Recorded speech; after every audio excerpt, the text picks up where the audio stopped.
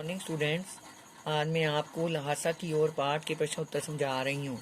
प्रश्न 1। थोंगला के पहले के आखिरी गांव पहुंचने पर भीख मंगे के वेश में होने के बावजूद लेखक को ठहरने के लिए उचित स्थान मिला, जबकि दूसरी यात्रा के समय भद्रवेश में भी उन्हें उचित स्थान नहीं मिल सका। क्यों?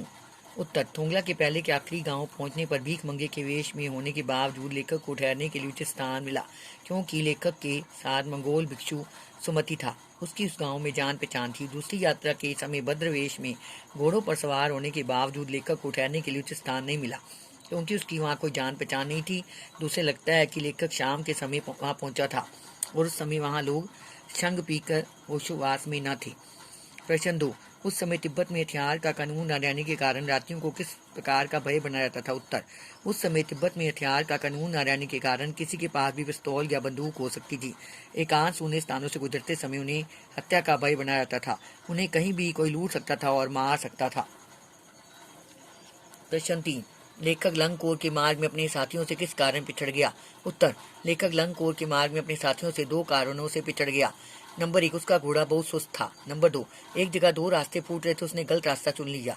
2-3 मील चलकर फिर उसे उसी रास्ते पर वापस लौटना पड़ा। प्रश्न 4। लेखक ने शेखर विहार में सुमति को उनके यजमानों के पास जाने से रोका, परंतु दूसरी बार रोकने का प्रयास क्यों नहीं किया? उत्तर। लेखक ने शेखर विहार में सुमति को उनके यजमानों के पास जाने से इसलिए रोका ताकि वह वहां जाकर अधिक समय न लगाए। इससे लेखक को 1 सप्ताह तक उसकी प्रतीक्षा करनी पड़ती। दूसरी बार लेखक को वहां के मंदिर में रखी अनेक मूल्यवान हस्तलिखित पुस्तकें या पोथियां मिल गई थी। वह एकांत में उनका अध्ययन करना चाहता था, इसलिए उसने सुमति को यजमानों के पास जाने की अनुमति दे दी। प्रश्न 5। अपनी यात्रा के दौरान लेखक को किन कठिनाइयों का सामना करना पड़ा?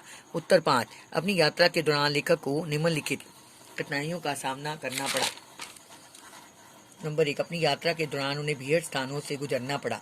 नंबर 2, 16-17 हजार फीट ऊंचे पर्वतों को लांघना पड़ा।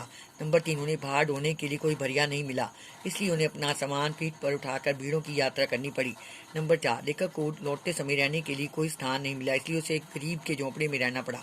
नंबर 5, लेखक का घोड़ा उतराई के समय बहुत धीरे धीरे चल रहा था, इसलिए वह अपने साथियों से पिछड़ गया। नंबर 6, लेखक को अपनी यात्रा के दौरान कई बार डाकुओं के सामने भीख मांगने का नाटक करना पड़ा। नंबर 7, तिब्बत के विचित्र मौसम को झेलना पड़ा, जहाँ चेहरे पर एक तरफ धूप पड़ रही थी तो दूसरी तरफ चेहरा बर्फ हो रहा था। बच्चों, ये प्रश्न आपने याद करने और लिखने हैं।